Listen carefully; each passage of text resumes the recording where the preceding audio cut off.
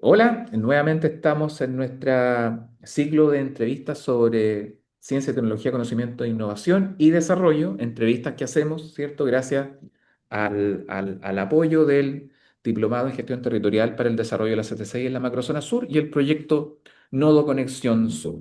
El día de hoy estamos con una docente del diplomado que tiene una de las tareas más complejas que tiene que ver con los cursos de laboratorio que denominamos, que son estos cursos que permiten perfilar proyectos en ciencia, tecnología, conocimiento e innovación.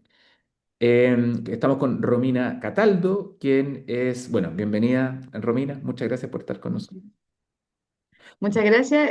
Para mí es un gusto poder estar en este diplomado y poder conducir a nuestros estudiantes a través de estos 4 laboratorios donde entregamos conocimiento y las bases y más que nada como nuestra visión desde la experiencia de cuáles son los componentes y qué cosas tengo que hacer para poder diseñar una buena iniciativa en el área de la CTCI, con impacto territorial. Perfecto. Gracias, Romina. Mira, Romina es bioquímica en la Universidad de Chile, tiene un magíster en biotecnología y emprendimiento en la Universidad de Manchester, tiene una amplia trayectoria en distintos programas en Chile, en Corfo, en Fondef, en el programa en programas que eran de CONICYT, en la NID, y actualmente trabaja, ¿cierto?, en la Dirección de Innovación y Transferencia Tecnológica de la Universidad de la Frontera, también tiene emprendimientos asociados, entonces tiene una rica, amplia trayectoria y le vamos a hacer una pregunta ahora que tiene que ver con justamente lo asociado a estos cursos del laboratorio, que tiene que ver, Romina, que tú nos puedas comentar cuáles serían las recomendaciones, habíamos considerado cierto un número de 5 recomendaciones que tú pudieses darle a la gente que nos está viendo para perfilar, para poder construir proyectos de ciencia, tecnología, conocimiento e innovación y no morir en el intento. ¿Qué cositas habría que considerar? Cuéntanos. Mira, desde mi experiencia, que debo decir que mi gran entrenamiento fue en los procesos de evaluación del programa FONDEF, Ujú. donde ahí pasaba en los comités de evaluación 120, 150 proyectos, veíamos por cada una de las convocatorias y donde los evaluadores eran un montón de gente desde distintas áreas, distintas perspectivas y uno podía ir entendiendo cómo era la visualización y cuáles eran las debilidades de esos proyectos y por qué los asignaban menos. Entonces, eh, estar ahí presente en cada una de esas evaluaciones me permitió estructurar y ya entender cuáles son las falencias principales. Y para nosotros decimos que un proyecto se para bien cuando se define correctamente el problema, cuando se entiende el problema y cuando ese problema es visualizado y entendido desde la vereda que sufre ese dolor o que está viviendo ese problema, que tiene el problema productivo y no desde la vereda de yo como académico o de yo como funcionario público de tantos años que trabajo en esta oficina y que yo creo saber mucho, pero es una creencia y una perspectiva de cómo yo veo las cosas. Ujú. Entonces, el entender un problema pone en aprieto, así decirlo, a los que formulan proyectos porque es entender desde otra variedad, ir a observar, ir a entrevistar, ir a conocer y pasar ese tiempo, no de la forma que yo estoy acostumbrada, que es preguntándole a Google o buscando evidencia según mi forma de ver las cosas, sino que es ir al otro, ya dígame, ¿cuál es su dolor? ¿Cuál es el problema? ¿Cómo le gustaría mejorar su sistema? Mi problema es que me gasto mucha plata en esto, me demoro mucho tiempo en esto, tengo bajos rendimientos, eh, no sé cómo motivar a los estudiantes, tengo una población adulto mayor que se mueve poco, y ahí en el fondo es ir empezando a indagar en profundidad sobre ese problema, a lo que llamamos y poder llegar a la raíz del problema que yo quiero atacar. ¿Ya? Porque podemos entender, por ejemplo, un problema básico, los adultos mayores no les gusta salir de su casa y no se mueven, Ujú. pero ese es realmente el problema de que no se mueven y no quieren salir de su casa. Quizás el problema mayor es que ellos se sienten inseguros. Entonces, ¿cómo podemos ir a esa raíz del problema de darle la seguridad a esta población para que ellos puedan hacer lo que quieran? Entonces, es en ese proceso de entrevista, de indagar, de saber del otro, que pueden ser los usuarios finales, un gremio productivo o una institución pública, en eso, gastarse el tiempo en ese entendimiento es para nosotros la base de cómo se para un buen proyecto. Porque Entonces, si yo creo tener un problema o creo algo que a lo mejor no es, no voy a poder desarrollar todo lo otro. entonces, lo primero es darse cierto un tiempo para entender la problemática como un ejercicio de empatía, desde lo que está sintiendo el usuario, desde la problemática que tiene el propio usuario. Exactamente, y desde las realidades particulares de cada territorio también, porque no es lo mismo una Dideco de Los Sauces a una Dideco de un municipio de Temuco. Entonces, si yo voy y quiero hacer un proyecto para Los Sauces y me entrevisto con gente de Temuco, tampoco voy a tener esa realidad y tampoco voy a atender el problema. Entonces, es importante también el hacer esa visión amplia de mente y de poder tener a disposición de la formulación del proyecto esas habilidades blancas, como bien tú decías, la empatía, la escucha activa, el poder entender desde otra perspectiva que a lo mejor no es lo que yo estoy de acuerdo, pero ellos son los que viven en el día a día ese problema. Perfecto. Entonces tenemos como primera recomendación, ¿cierto? Démonos tiempo para inteligir de forma adecuada y no en base a nuestras preconcepciones necesariamente la delimitación del problema. ¿Cuál otra recomendación tú crees que sería necesaria una vez que uno ya tiene identificado de buena forma, nos dimos el tiempo, conocimos las características particulares territoriales y tenemos un problema y tenemos ciertos tipos de solución, digamos? ¿Cuál sería una segunda recomendación que tú nos podrías proveer? La segunda recomendación es que no hay que complejizar las soluciones, porque a veces en CTCI hablamos mucho que tiene que ser algo extremadamente novedoso, la última tecnología y que ya tengo que agregar machine learning y un montón de cosas como o adornar cosas que a lo mejor son más sencillas. Yo no necesito eso, Y necesito solo, y una solo, app. y solo queremos un detergente bueno, como decía él. Exactamente, o cómo yo uso la creatividad para tomar los recursos existentes o cosas que ya se han hecho para agruparlas y darle un uso distinto para poder resolver el problema. Ujú. ¿Y por qué hago esta distinción? Porque a veces creemos desde la academia que la investigación y desarrollo son procesos muy largos porque tienen que generar cosas muy complejas y si hacemos eso, no necesariamente vamos a crear lo que a nosotros nos gusta, que es innovación. Que la innovación es generar cambio, la innovación es generar un impacto positivo en donde estoy, en mi población objetivo, digamos, y que estamos llenos en la academia de un montón de patentes novedosas que vienen de fondos eh, y trabajo sistemático y muy buen trabajo científico, pero que queda solamente en eso. No avanzamos en el proceso de la transferencia tecnológica ni en la innovación porque son tan buenas o tan complejas en su aplicación y poder implementarlas en el mundo real que podría ser una buena solución en el papel, pero no llega a hacerlo por esa dificultad. Entonces, en esa ideación que nosotros hablamos de la solución, es importante ir al proceso inverso también y volver a esas mismas personas con las cuales les pregunté el problema, oye, ¿tú crees que algo así sería viable? ¿Te imaginas esto? ¿Qué propiedades o atributos debería tener esta solución? ¿Cuáles son las condiciones? ¿Cómo las podría validar? Etcétera.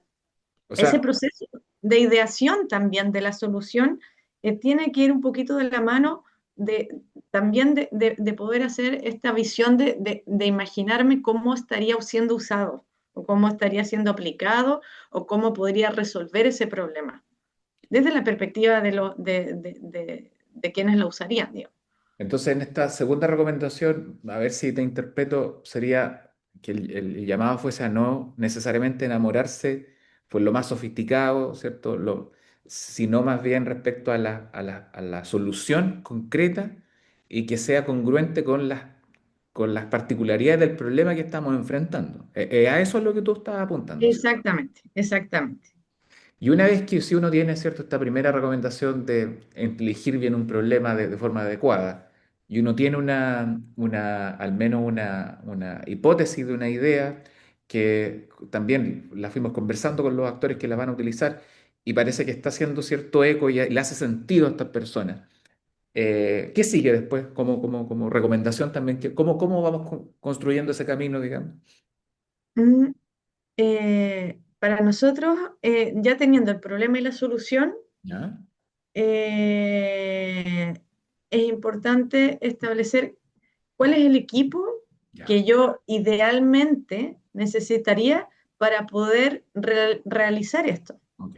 Porque eh, para poder, desde el ámbito de la innovación o desde el ámbito de poder llegar a terreno con las cosas, necesitamos disciplinas distintas que Claro. enriquecen el desarrollo de soluciones a problemas complejos y que si yo no tengo esas capacidades detectadas o yo no logro visualizar, mira, necesito a alguien del área de diseño, necesito a alguien del área social, sociológica que me acompañe a poder hacer eh, esta intervención en esta comunidad, o necesito gente del área urbanística, necesito gente del área paisajista, o bióloga, o matemático, etcétera, como no imaginarse cuáles son esas capacidades que me permitirían lograr la solución. eh, es difícil poder llegar como con algo bueno y diseñar algo acorde para poder lograrlo, ¿ya? Entonces también como tercera recomendación, y también por lo que dicen muchos los inversionistas del área de innovación, ¿cierto? Los inversionistas ángeles que apuestan por estas eh, spin-offs, ¿cierto? O estas startups, ellos no apuestan necesariamente porque la solución sea perfecta. Mm, Ellos van a apostar porque tienen un equipo adecuado que va a poder resolver los problemas o detalles o los inconvenientes de la idea de ese emprendimiento o de esa startup y que los van a poder abordar. Pero si tú no tienes un equipo detrás de una muy buena solución o de algo que suena perfecto, si el equipo es débil o no tiene las capacidades complementarias para llevarlo, nunca va a llegar. Entonces, el equipo es clave en identificar qué capacidades complementarias voy a necesitar. Y esto, cuando te refieres a equipo, claro, hay perspectivas como interdisciplinarias, transdisciplinarias, pero yo supongo, te lo pregunto, deben haber también capacidades quizás técnicas, administrativas, de gestión. No sé si también están incluidas en esta recomendación, Todo eso, porque claro, todo eso, porque también a veces dejamos al último estas capacidades de articulación y claro, de gestión, sobre todo si estamos hablando de equipos complejos o de gente que tiene formaciones distintas. ya. Es la capacidad de gestión para poder, por ejemplo, planificar reuniones o ver cómo voy a abordar una entrevista con una empresa, cómo voy a sistematizar esos resultados, cómo los voy a llevar. Esas habilidades son muy requeridas en el proceso de creación de las soluciones o lo que uno quiera hacer. Ok, entonces tenemos primera idea, inteligir de forma adecuada y realista una idea, construir una propuesta de solución que sea plausible de realizar y obviamente, digamos, ecuánime con las características que estamos desarrollando. En tercer lugar, tener un equipo también bien conformado que atienda sus oportunidades y también pueda tener alguna diferencia respecto a su quehacer, un poco para combinar estas distintas virtudes. Y luego de eso, Y ahí ya como podríamos hablar como de la bajada más evidente o práctica, que es como establecer objetivos alcanzables, Ya, ya, y medibles. Y perfecto. que yo puedo ir segmentando en etapas. No necesito llegar y decir, pucha, ya, mira, yo tengo esta idea, pero en verdad necesito como 1.000 millones para hacerlo y necesito un montón de tiempo. Es como, si yo me quedo en ese pensamiento, es muy difícil que Mm, desee continuar haciendo el proyecto. Pero a lo mejor yo necesito segmentar en etapas pequeñas, con objetivos alcanzables y objetivos realistas para cada una de esas etapas y poder, a lo mejor necesito hacer un mini prototipo que corra, por ejemplo, en un computador o que pueda hacerse a través de la compra de partes que ya existen o lo que sea, lo puedo implementar en mi entorno, ¿cierto? En mi escuela, en mi municipio, en mi cosa, y testearlo, digamos, en 5 personas, 6 personas, y validar si efectivamente eso sirve. Ya como objetivo. En el fondo es objetivos eh, alcanzables, medibles y razonables con ir avanzando en lo que llamamos nosotros como este proceso de maduración de la idea. perfecto. Y además, yo creo, corrígeme, que cuando uno tiene objetivos alcanzables y medibles, también da la sensación, efecto psicológico, de que uno va avanzando como equipo. Y Exactamente, eso también es súper exactamente, positivo porque tener metas quizás tan amplias, es como que siempre, como la zanahoria con el conejo, siempre se nos va arrancando. Entonces, poder tener hitos claros, ambiciosos pero plausibles, también va dando esta sensación de que vamos logrando cosas, ¿cierto? exactamente. Y como última recomendación, porque ya tenemos, ¿cierto?, una idea, tenemos una propuesta, o sea, perdón, tenemos identificado un problema, tenemos una buena idea, tenemos un buen equipo, y ese equipo vamos a hacerlo trabajar en base a objetivos claros, medibles, razonables, pero ambiciosos. ¿Cuál sería la última recomendación? Yo creo que es importante hacerse como un socio clave ¿Ya? digamos, como externo, que sería eh, un usuario tentativo o alguien como con quien ir haciendo como estas pruebas que llamamos de prototipaje, como de ir ha- haciendo pequeños avances e ir probando rápido para que me ayuden como en ese proceso de creación y de iteración de las soluciones alineados a la demanda, alineados a cuáles son las necesidades externas, incluir esos actores dentro del proceso de desarrollo de los proyectos y tenerlos como aliados y cautivarlos en el sentido de que necesitamos de tu conocimiento, necesitamos de tu experiencia y necesitamos de ti para que podamos co-desarrollar una solución. Quizás eh, mi orientación es muy, a veces, como transdisciplinar, pero también es lo que hemos evidenciado que son las cosas que resultan, porque también en ese proceso de incorporar actores externos también se genera una confianza de esos actores externos que van a ver desde dentro el proceso de desarrollo de las soluciones y que después van a ser tus mejores promotores de lo que tú estás haciendo, porque ya van a poder hablar bien del equipo, de las confianzas, de cómo se ha trabajado, van a hablar con propiedad de esos desarrollos y sabemos, o al menos desde el área turismo, sabemos que un cliente que se va contento te va a llamar a otros días, por así decir, llevo eso en paralelo. Y además, corrígeme, yo creo que si uno tiene un buen partner, o como en este caso un actor estratégico que pueda hacer un prototipo de la idea que estamos realizando o ejecutarla lisa y llanamente, también si es que tenemos contacto con él, puede suministrarnos información que permita actualizar, corregir, mejorar, precisar algunos aspectos. Yo creo que si vamos respetando todas estas recomendaciones, igualmente en el momento que el proyecto se despliega, se ejecuta, pueden haber aspectos que sea necesario actualizar o corregir. Y ahí Total, es importante tener un buen partner con comunicación con él, digamos, para estar enterado de las cosas que le están ocurriendo.